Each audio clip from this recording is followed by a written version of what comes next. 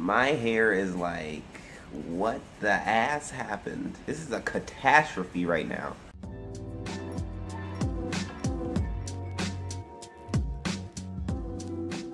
Hey guys, thanks for tuning into Rob's Rides. It's Rob keeping it 100 with all things amusement. And if you're watching this, pants are still an option. Today we're going to talk about this big MFer that trumped them all in 2000. Yes, George Bush. No, we're talking about Millennium Force. It's easier said than spelled. I don't spell. What am I, a fucking wizard? I don't know what the strangest beasts are or where to find them. So Millennium Force is a Intamin giga coaster located at Cedar Point Amusement Park in Sandusky, Ohio. It's consistently ranked #1 on the Golden Ticket Awards, the most prominent awards in entertainment. What do you say about the Oscars? Lots of enthusiasts say that this is their favorite coaster. And for my case, it's more of my favorite poster. It is the original giga. This is an OG. If it wasn't for this coaster, Quagmire from Family Guy might have been saying, "Hyperty hype." We can't have that happen. It's over 6,500 feet of track. It's a long ride, something that girls never say about me. And it lasts about 2 minutes and 20 seconds, which is something pretty accurate about what girls say about me. You start off going into this line. This is the epitome of, you know, Fast Pass doesn't look so expensive anymore. I don't see why they invest any more money. This line is Halloween itself. I waited 3 hours for this ride. This is when I was a lot younger. I still remember it. It's just traumatizing. I have PTSD. Turnstiles, mama. I see turnstiles. I don't know what's more amazing, the ride or the line, because that line is definitely a puzzle. You finally go through this jungle gym of a line. You make your way up to this station. You prepare to sit in the car, and you realize you only have flat bars. Who put this there? Are you guys trying to pull a fast one on me? Come on, guys. Come on. Bring that over the shoulders. Strap yourself in, and then you start the lift with a cable, just like how I start my homework. That's procrastination 101. Rising up this gigantic hill, and you just see all this water. You feel like Mulan. When will my reflection show who I am inside? Or like Christina Aguilera. When my reflections have you. Oh, at the top of this 310-foot hill, you crest and you look straight down. It's an 80-degree drop, 300 feet. At the bottom of the drop, you're reaching 93 miles per hour. Some people gray out here.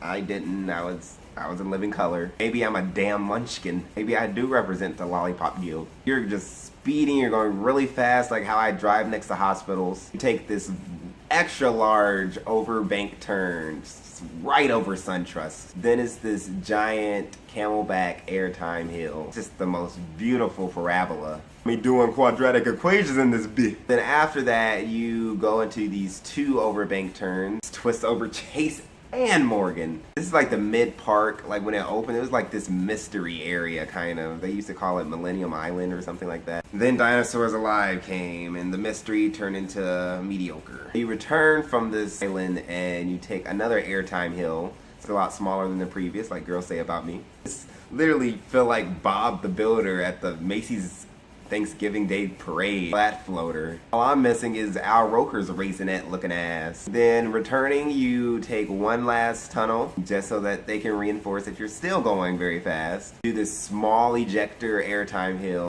I felt like Russ Parr with all that airtime. Take one more overbanked turn. Just twist over Wells Fargo. You break like a piece of that Kit Kat bar. So let's talk about this location. It's beautiful. You're right next to this body of water, just like Bizarro/Superman at Six Flags New England. It's actually quite intimidating to see all that water to your left, unless you were planning on moving to Canada due to the Trump election. But it makes sense why they call it Lake Erie, especially on a cloudy day. It just looks like this is the end as you're climbing up that hill. That's it. I made a bad choice. I fucked up. They force you to use lockers. Now the excuse is because they have 2 different stations. They have the loading station and the unloading station, and because of that they can't just transfer the materials from one station to the next. So you're going to be using lockers. But what it really is another way to pinch more money out your pocket. Like, damn, I gave you the whole damn pizza to go in and you still asking for more dough? I already got blue streak, why you still need green? I don't know if it's the morning or it's the all day, but I distinctly remember we rode this once, the first ride in the morning, and there were so many insects. I just got bitch slapped by so many gnats. The way that they were just pounding on my face, they deserved to be named G's, because I was their hoe. All them G-Nats. That's when I found out I was a damn windshield. I guess my lips can be the windshield wipers. But yeah, this is an iconic coaster. Just the way it looks right next to the lake. It has those big beams holding it up. This is a really stoic looking coaster. It was the first giga coaster to go 300 feet. It broke records, like actual records, unlike some other coasters in this same park. And even at night, they just have these support beams making this pride flag. Millennium was the force to legalize gay marriage. But let's talk about this. Everybody says that Millennium Force is overrated. I think we've entered this turning point. I think we've entered this turning point where people are coming into terms that, you know, Millennium Force may be overrated. Starting to look at other options, just like how we're slowly stopping to care about Kim Kardashian. It's just like now the point that people are saying Millennium Force is overrated has become overused. But I'm gonna tell you why I personally feel like Millennium Force isn't all that like Lori Beth Denver. That first drop was weird. It takes you very high. It's very scary looking. You think this is about to be hell right here, and it's not. The angle was like a little bit too perfect that it ended up being yawnful. It was actually one of the mildest drops I've had for a large coaster. When I first rode Diamondback, now that the degree of that first drop, I was just blown away. And even like the more narrow drops, like older arrows like Magnum, they're more rigid, but the rigidness kind of brings that thrill factor about them. The drop was just like so smooth and curved that it felt like I was just like driving on a really steep hill rather than catapulting off of a 30-story skyscraper. So these overbanked turns, the first one and the last one are awesome.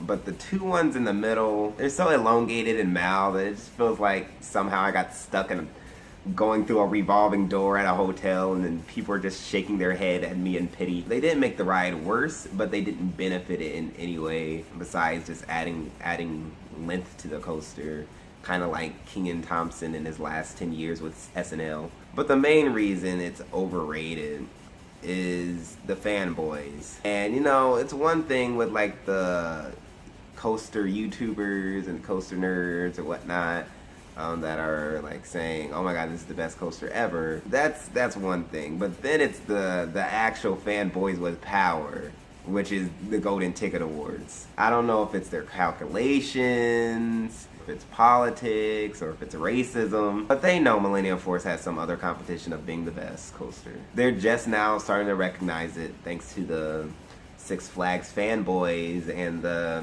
anti-Millennium Force activists. Either way, it's a great ride. It offers great value, like some generic Walmart snacks. If you come to Cedar Point, you have to ride it. Literally, there's like no choice unless you rent it like 1,000 times and it's a ridiculously crowded Saturday. Also get a night ride. They're always very exhilarating. Final description in one phrase: the fast and the forcey-ish. Thank you guys for watching. I hope you liked the video. Hit that thumbs up.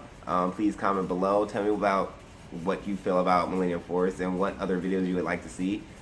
Please share. If you thought I was a coaster critic, hit subscribe and I'll come back with a new video in dear time.